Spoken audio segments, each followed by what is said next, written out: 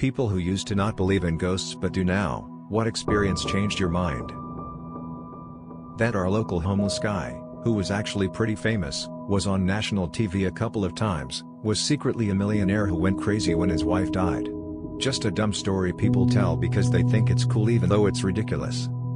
Edit. From all the people who recognize this story, till every city in the world has their own juggling gym. Now I am sad.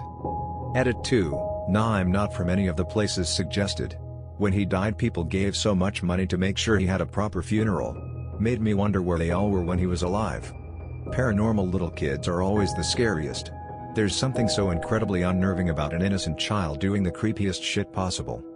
Cause they're supposed to be small and weak, so if we see them do some crazy shit like throw a grown man or something, it's scary as fuck. I'm a firm believer in the stone tape theory. Emotions happening so strongly and events happening so frequently that they get etched into time, repeating themselves. Explaining all of the ghosts that seem to do the same thing every time. Time doesn't have to be a perfect linear. I think there are ripples and wrinkles. So, on the less scary side, maybe it's just all the repeated joy of the area continuing through time and not, like, some kid who drowned lol. Similar experience with a child's voice, except for me I was using my iPhone 4S for navigation.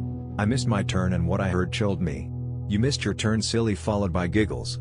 Then back to normal GPS voice. I still have no idea what happened. That sounds creepy as shit. I was laughing uncomfortably for a little bit. I grew up in a very scientific family. I never knew my dad's stance on ghosts, but they were never talked about, so it really didn't matter. One day when I was in high school, we were eating dinner, and I decided to ask my dad about our old house, and moving into it when I was just a baby. So he told me a story. Apparently when we moved into this house, we lived there about a week before we started to receive gifts once a week. Every Friday morning, my dad told me that there would be some sort of handcrafted gift sitting on the mantle of our fireplace. My dad was reasonably freaked out by this because we were the only ones with keys to the house, and the last owner moved well out of state. So, he informed the local police, and they decided to patrol the property every Friday night looking for intruders. They found nothing, and as you could imagine, the gifts kept coming. So my dad told me they eventually gave up, and feeling helpless he went to our local church. Eventually he had a priest come and bless the house, and we stopped receiving the gifts. What really freaked me out about this was the fact that my dad never believed in ghosts, and didn't mention once that a ghost was causing these gifts to appear. He's an engineer, so he always tries to debunk people's paranormal stories with a realistic explanation, but he was 100% serious with his story. One of the gifts we received we actually still have. It's a wooden sled with a small painting of a man, presumably my dad, pulling me and my sister on the sled. We received this gift about 8 months a year before my mother passed away from cancer, so that made the painting on the sled very freaky in hindsight. My dad only told me this story once, and he denied he ever told me it when I asked him about it recently. If I can find the sled, I'll post a picture. It's very small and looks quite old. That's very interesting. An actual tangible object from the unknown? And then to have it do labor plus the painting, pretty cool, but I bet it was pretty freaky to be the one to receive such a thing. When I was in my late 20s, I was dating my girlfriend, soon-to-be wife. We had been together for a while. One summer, July 3rd, her sister was abducted and killed by a group of 6 men. All the men were eventually caught and tried.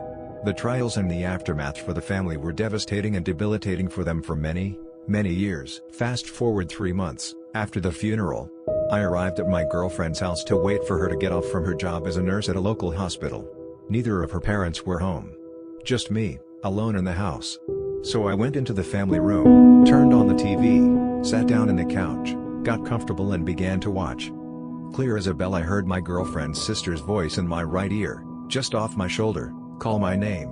I turned to look at the seat next to me, and of course there was nobody there. I stared at the spot in the couch next to me for a long while. Feeling a bit uneasy, I turned off the TV and went outside to wait on the porch.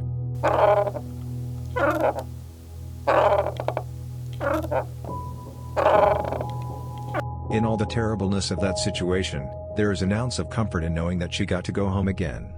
May she rest in peace. I had something similar happen to me when my ex's dad died. He was 54, she was 23 at the time.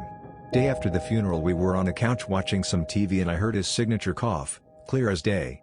My ex didn't hear it, so I didn't think much of it. A few seconds later I feel this warmth all over my torso. It felt exactly like someone giving you a hug from behind while you're sitting on a chair. That lasted about 5 seconds, then it went away. I still low-key believe it was him thanking me for taking care of his daughter. Oh my god, I just read about what she went through. That is so fucking terrible, that poor woman.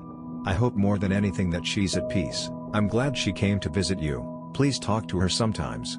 Frown frown frown. I'm so sorry your family went through this, and I am very grateful that her friends survived.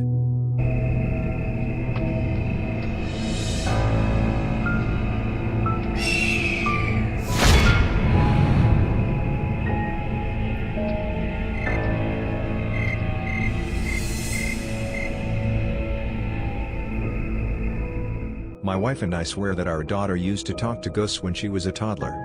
She was an only child at the time. First instance I remember was her telling me that she was talking to Nana. That's what I called my grandmother, who passed about 15 years before my daughter was born. My daughter was young and so I hadn't even talked about Nana to her, so I showed her a picture and asked who she spoke to. There were 4 women, 3 of which I didn't even know, but without hesitation she pointed to my Nana. Okay, no biggie. Some months later, my wife and I are trying for baby number 2. After my wife gets pregnant, my daughter is sitting next to her on the couch and puts her head on her belly and says, "Mommy, there's a baby in there." Okay, maybe that's coincidence. She overheard us saying something.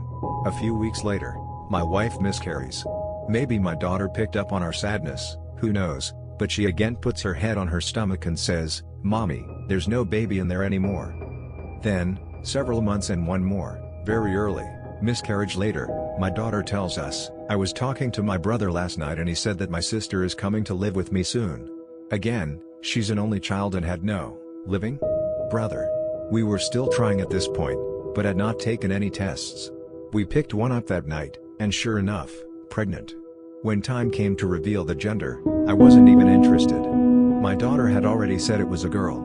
Sure enough, I have 2 daughters. Ooh, that's scary. My parents have told me that I talked to ghosts too as a toddler. I had a friend, who I would talk to, and when my parents asked I would say I'm talking to the man with the balloon. We also had a ghost who would leave really big handprints on our windows. No one in the family had big hands or was tall enough to reach that high up. If my mom cleaned the windows the night before, the handprints would be back the next morning. I also talked to it and we called it our friendly ghost. I did that to my mom when I was like 6/7. I rested my head on her belly and told her she's preggo. 2 weeks later, she had a miscarriage.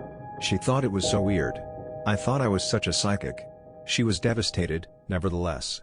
I was really hoping for a baby brother. When my daughter was 2.5 she said, "When I was in your tummy the first time I couldn't come out so I come back again to be born." I had a miscarriage 3 months before I was pregnant with her and never, ever spoke of it to her. She's 6 now and I still haven't. By the time she said this I had already given birth to her younger brother. I truly believe she was meant to be mine and came back to be sure we were together.